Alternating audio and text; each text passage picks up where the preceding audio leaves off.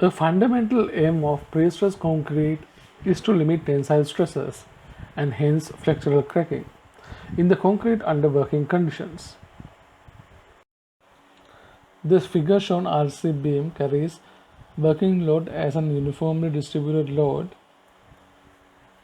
If we consider stresses at the midspan section, you can see tension at bottom fibers and compression at top fibers. The aim of pre-stressed concrete member is to eliminate tensile stresses to improve the durability, especially at the bottom fibers. Let's consider beam with axial pre-stress only. There at the midspan, you can get uniform compressive stresses which is equal to P over A. If the same beam is with service loads, the stresses at the midspan is shown here. Here C is for compression and T is for tension. Even though the top and bottom fibers got compressive stresses here, with higher working load, bottom fibers can get tensile stresses easily. By applying a pre-stress force with an eccentricity, we can optimize the beam design. A beam with an eccentric pre-stress force is similar to a beam with axial force and a moment as shown in this figure.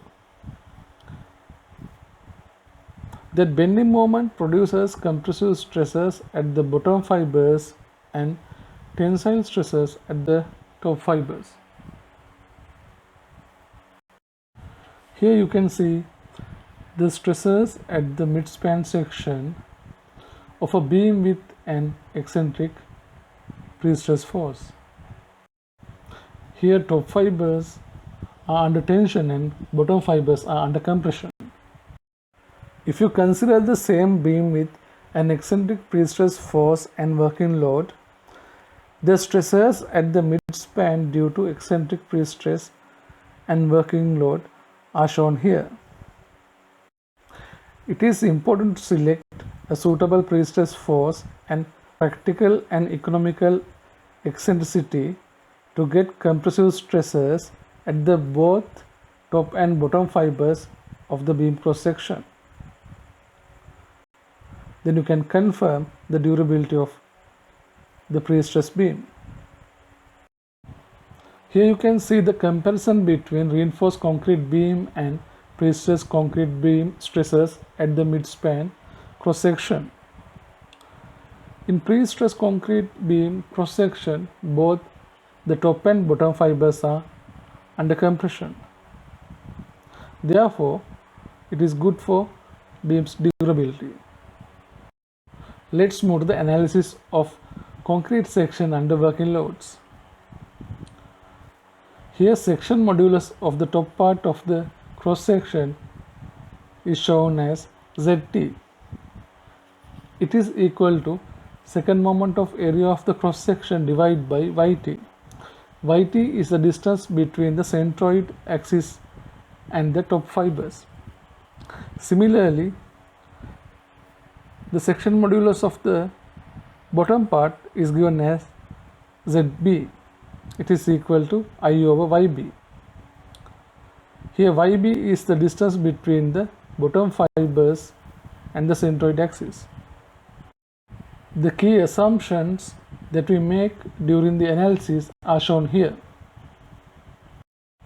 Using bending equation for beams, we can find the stresses of a cross section due to bending moment. That is, the stress is equal to m times y over I.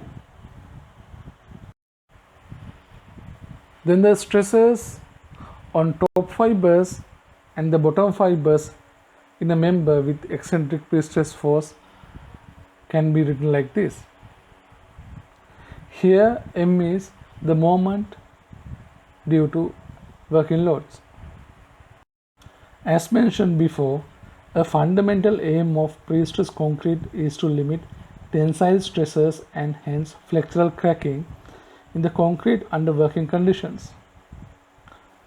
Design is therefore based initially on the requirements of the serviceability limit state, subsequently considered are ultimate limit state criteria for bending and shear.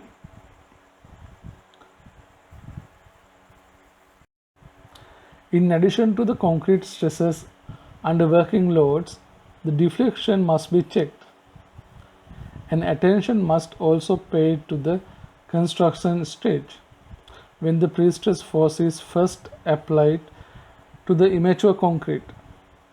This stage is known as the transfer condition.